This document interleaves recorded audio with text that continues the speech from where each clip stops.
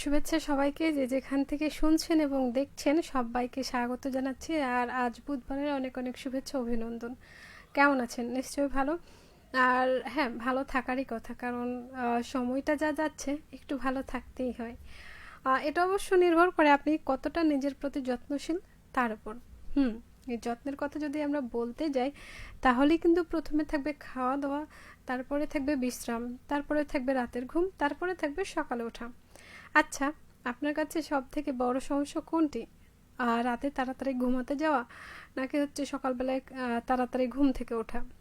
লিখুন এ বিষয়গুলোতে, কারণ আজ ব্যান্ড আওয়ারে কথা বলছি আমি এ বিষয়টি নিয়ে। আর শোনাচ্ছি চমৎকার কিছু ব্যান্ডের গান। আপনার পছন্দের গানটির কথা লিখে পাঠাবেন, এমনটাই প্রত্যাশা করছি। তবে আমার লাইভের শেষেও কিন্তু গান থাকবে, এমন বরাবরের মতো। আহ, যে যেখান থেকে শুনুন, নতুন পুরাতন সকল বন্ধুকেই কিন্তু স্বাগত। পরে আবার বললেন না মেঘলা একা একা এসে গল্প করে চলে গেল, কাউকে ডাকলো না। আমি কিন্তু আপনার অপেক্ষায়। আচ্ছা, এই মুহূর্তে আপনি কি করছেন? আপনার সেখানে কি বৃষ্টি হচ্ছে? শ্রাবণের মেঘগুলো কি খুবই জমেছে? লিখুন।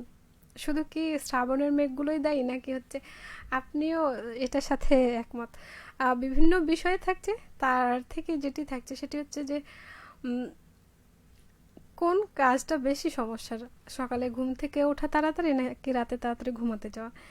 দেখবেন বর্তমান সময়ে আমাদের এমন একটা পরিস্থিতি চলে এসছে যে আমরা চাইলেও তাড়াতাড়ি ঘুমাতে যেতে পারি না। আপনার কাজ, আপনার পরিবারকে সময় দেওয়া, নিজের জন্য সময় রাখা করতে গিয়ে কিন্তু যেখানে 9টা থেকে 10টার মধ্যে ঘুমিয়ে পড়ার কথা, সেই ঘুম কখনো 12টা, 1টা বা 2টাও চলে যায়। আবার সকালবেলায় যখন আপনার তাড়াতাড়ি ঘুম ভাঙার কথা, যে সুস্থ দেহ সুস্থ মন যখন আপনি রাখতে চাইবেন, তখন কিন্তু সেই সকালবেলায় আপনাকে উঠতে হবে, সকালের সোনা রোদটা গায়ে মাখাতে হবে, ঘাসের উপর খালি পায়ে হাঁটতে হবে, তাহলেই না ভালো থাকবেন। কিন্তু সেটা আর হয়ে ওঠে না রাতে দেরি করে ঘুমাতে যাওয়ার কারণে। ছোট কিছু স্বাস্থ্য সমস্যায় দেখা গেলে দেখবেন বিশেষজ্ঞগণ কিন্তু এটাই বলবে যে আপনি তাড়াতাড়ি ঘুমাতে যাবেন, তাড়াতাড়ি উঠবেন। আদৌ কি হয়? কেন হয় না? এই নিয়ে কিন্তু লিখে জানাতে পারেন অবশ্যই। আর আমি আছি এ পাশে, বেশ কিছুটা সময় থাকছি। আর সেই সাথে যে বিষয়টি আমি বলছিলাম, আজকে আমি শুরুতেই একটা কবিতার কিছু অংশ শুনিয়েছি, আর কত দেরি পাঞ্জেরি।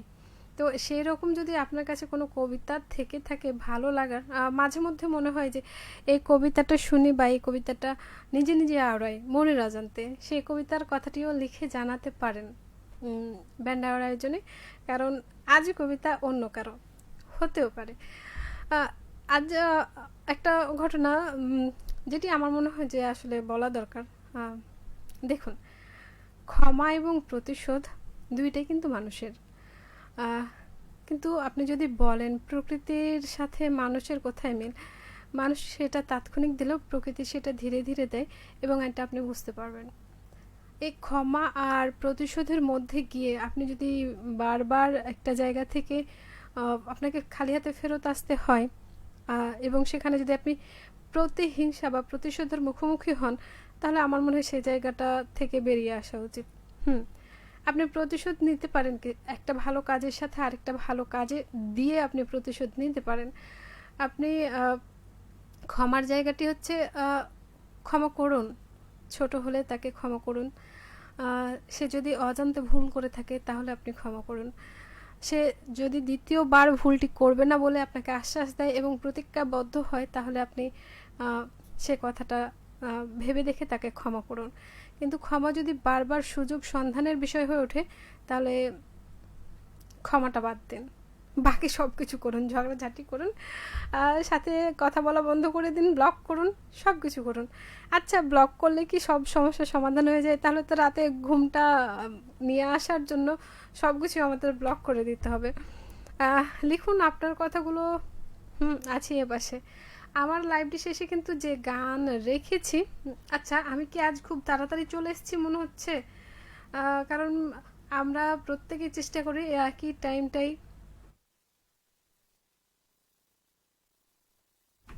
টাইমটায় আসা, যাতে আপনাদেরও কাজের অবসর থাকে, হাতে কিছুটা সময় থাকে। এই মুহূর্তে অনেকেই আছেন যাদের কাজ শেষ হয়ে গেছে, ছুটি হয়ে গেছে, আবার অনেকেই আছেন কাজ শুরু করছেন, এই সময় একটু বেশিই ব্যস্ততা। এই দুই সময়ের মাঝে কিন্তু সঙ্গী করে নিতে পারেন। বাইরে রোদের আবহাওয়াটা কিন্তু আপনাকে কি বলছে জানি না, আমার কিন্তু বেড়াতে যেতে ইচ্ছা করছে। সত্যি কি এই আবহাওয়ায় বেড়াতে যেতে মন চায়? হুম, হতে পারে প্রিয়জনের সাথে, হতে পারে কারোর সাথে কিছুক্ষণ কথা, কিংবা আম, পছন্দের কিছু চটকদার খাবারের সাথে প্রিয় বন্ধুরা, হতেই তো পারে, তাই না? লিখুন চট করে, আছি এপাশে, থাকবো আরও কিছুটা সময়। আমার লাইভ শেষে যে গানগুলো আমি রেখেছি সেটা একটু বলে দিতে চাই। তার মধ্যে একটি গান হচ্ছে ডিফারেন্ট টাচ ব্যান্ডের শ্রাবণের মেঘগুলো, এবং দ্বিতীয় গানটি আমি রেখেছি কি করে বললে তুমি, এই গানটি আইয়ুব বাচ্চুর কণ্ঠে, এবং শেষে 3 নাম্বার যে গানটি থাকছে সেটি হচ্ছে শিরোনামহীন ব্যান্ডের বন্ধ জানালা। আমার মনে হয় গানগুলো ভালো লাগবে, এবং বাইরে যে সময়টা এখন একটু উপভোগ করার মতো। আচ্ছা, আপনি এই ব্যস্ত সময়ের ফাঁকে কোন সময়টা একটু ঘুরতে যেতে চান? অবশ্যই দিনের বেলায়, কিন্তু কাজের ফাঁকে বা হচ্ছে ওপারের মানুষগুলোর ব্যস্ততায় সেই চাওয়াটা কি কখনো পূরণ হয় নাকি থেকে যায়? সেটাও লিখে জানাতে পারেন। তবে হ্যাঁ, আপনারা যখন জানাবেন না তাহলে আজকে আমি আসি। আর থাকছে চমৎকার গানগুলো, শুনুন, সঙ্গে থাকুন। আজকের মতো সবাইকে শুভ বিকেল।